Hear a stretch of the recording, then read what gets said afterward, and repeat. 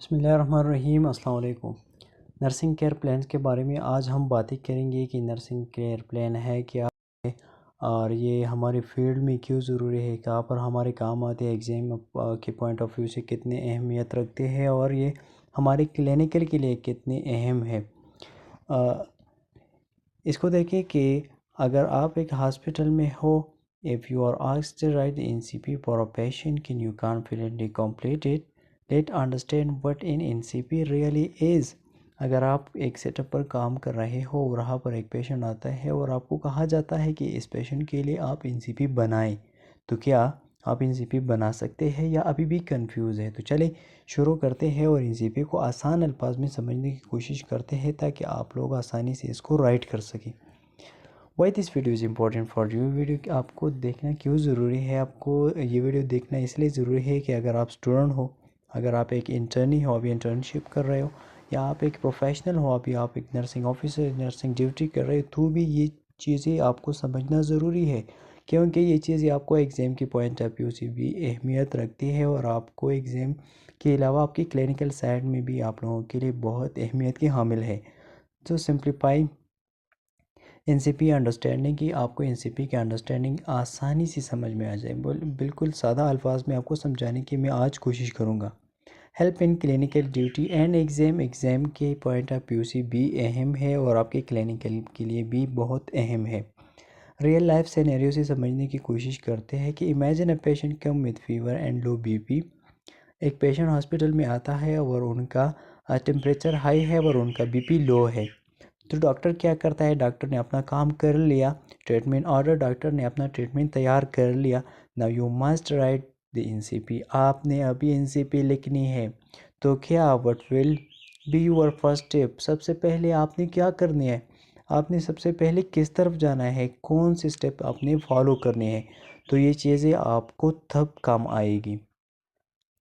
तो NCP क्या है? Return plan that guide nursing care.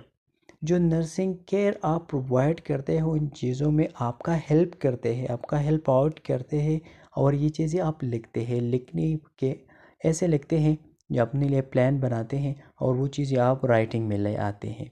लेकिन not just a form, it is a professional thinking tool. ये सिर्फ एक फॉर्म नहीं कि वो फॉर्म आपने फिल कर लिया, बल्कि एक प्रोफेशनल थिंकिंग, क्रिटिकल थिंकिंग और ऐसी थिंकिंग जो पेशेंट से उसका कोई भलाई हो, तो इस चीज़ के लिए आप काम करते हो। तो ऐसे आपने सोच रखनी है और ऐसा आपने उनको केयर प्रोवाइड करनी है।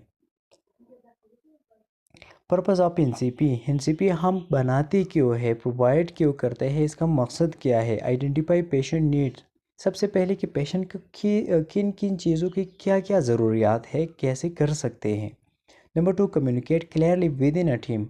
अपने दोस्तों के साथ, अपने प्रोफेशनल के साथ आप आसानी से कम्युनिकेट कर सकते हैं उन मसलों को जो आपने प्लान किया है, अपने NCP में ले आई है।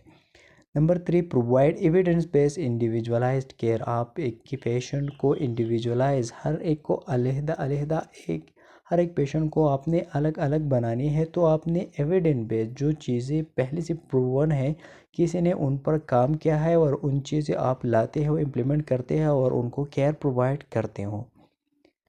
वो कौन से स्टेप्स हैं जो इसमें फॉलो किए जाते हैं, जो इनके पिलर्स माने जाते हैं सबसे अहम? कि सबसे पहले नंबर पर असेसमेंट है। इसमें हम डेटा, पेशेंट से डेटा की कलेक्शन करते हैं, डेटा लेते हैं, उनके हिस्ट्री लेते हैं, उनमें सब्जेक्टिव डेटा और फिर ऑब्जेक्टिव डेटा आते हैं कि हम पेशेंट से डेटा कलेक्ट कर लें। हम इसके बाद डायग्नोज बनाते हैं, आइडेंटिफाई नर्सिंग प्रॉब्लम के, नर्सिंग के जो भी मसले हैं हमारे रिलेटेड, उन चीज़ों को हम आइडेंटिफाई करके सामने ले आते हैं। फिर हम उसके लिए एक प्लान बनाते हैं कि ये मसले तो इनके लिए, इनको चल रहे हैं, इनके लिए मैं क्या कर सकता हूँ, कौन कौन से ऐसे अवामिल है, ऐसे ऐसे काम है, इंटरवेंशन है जो मैं उनको प्लान करूँगा कि ये चीज़ें मैं लिख लूँ। मैंने शॉर्ट गोल अपने लिए बनाया, set a goal and outcomes, कि इस गोल के ज़रिए मैं ये चीज़ें हासिल कर लूँगा। तो फिर मैं इसके चौथे स्टेप पर जाते हुए इम्प्लीमेंटेशन कर लेते हैं। हम जो चीज़ें हमने प्लान की उन चीज़ों को अभी हम परफॉर्म करेंगे, एक्शंस में लाते हैं कि जो चीज़ें हमने राइट की है कि ये मेरा प्लान है, अब उन प्लान को हम लाते हैं, इस पेशेंट पर इम्प्लीमेंट करते हैं। फिर हम इसकी 5वें स्टेज में इसकी इवाल्वेशन करते हैं। मतलब इसके रिज़ल्ट देखते हैं। जो चीज़ हमने उनको प्रोवाइड की थी क्या उनसे उनका भलाई हुआ, जो चीज़ें हमने कंट्रोल करनी थी वो कंट्रोल हो गई भी है या नहीं। अगर है तो ठीक है, वरना नहीं तो इसको हम बेहतर करने की कोशिश करेंगे।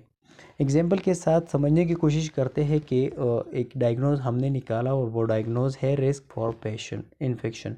एक पेशेंट को इन्फेक्शन से ख़तरा है कि कहीं इनको इन्फेक्शन ना हो जाए, कहीं ये इन्फेक्टेड ना हो जाए। तो हमारा प्लानिंग क्या है इसमें, हमारा गोल क्या है, patient will remain infection free, कि वो इन्फेक्टेड ना हो। बस हमें इनको इन्फेक्शन से दूर रखना है कि उनके इन्फेक्शन ना हो जाए। इंटरवेंशन हम इसमें ऐसे कर सकते हैं कि मॉनिटर टेम्परेचर एवरी 4 आवर, हर 4 घंटे बाद हम उनकी टेम्परेचर नोट कर लेते हैं। लेकिन जो इंटरवेंशन हम करते हैं, ये बात याद रखिए, उसके साथ रैशनल ज़रूर होगी कि ये इंटरवेंशन मैं कर रहा हूँ इसका रैशनल क्या है, वजूहात क्या, क्यों मैं ये कर रहा हूँ। तो ये टेम्परेचर जो मैं नोट कर रहा हूँ ये क्यों कर रहा हूँ, क्योंकि रैशनल इसके साथ है fever is an early sign of infection. Infection का सबसे पहला जो साइन आता है वो फीवर है। अगर किसी को फीवर हो रही है तो इसका मतलब ये है कि इस बंदे को इन्फेक्शन का ख़तरा है, ये इन्फेक्टेड है। फिर 5वें नंबर हम इसके इवाल्वेशन करते हैं, देखते हैं जो हमने इम्प्लीमेंट किया, जो गोल हमने अचीव करना था क्या वो अचीव हुई। अगर इनमें फीवर डेवलप नहीं हुई है तो इसका मतलब यह है कि जो गोल हमारा था वो हमने सक्सेसफुली अचीव की है। तो ये थे एनसीपी आसान अल्फाज में। ऐसे आसान अल्फाज में मैं आप लोगों के लिए एनसीपी लाता रहूँगा। नेक्स्ट एनसीपी जो होगी वो इंशाल्लाह नमूनिया पर होगी। जो इसके नमूनिया की जो सारी एनसीपी है वो हम सारे रैशनल सामने रख के इन चीज़ों को कवर कर लेंगे। लेकिन आप बताएं कौन सी चीज़ों की आपको ज़रूरत है कि उन पर हम बातें करें और नेक्स्ट वीडियो उन पर बनाएं। तो जो चीज़ें मैं करूँगा वो इंशाल्लाह ऐसी चीज़ें होगी जो आपके वाइवा, आपके एग्ज़ाम पॉइंट ऑफ व्यू से भी बहुत अहमियत के हामिल होंगी, बहुत अहमियत रखते हैं और आपकी क्लिनिकल के लिए ये भी बहुत अहम है।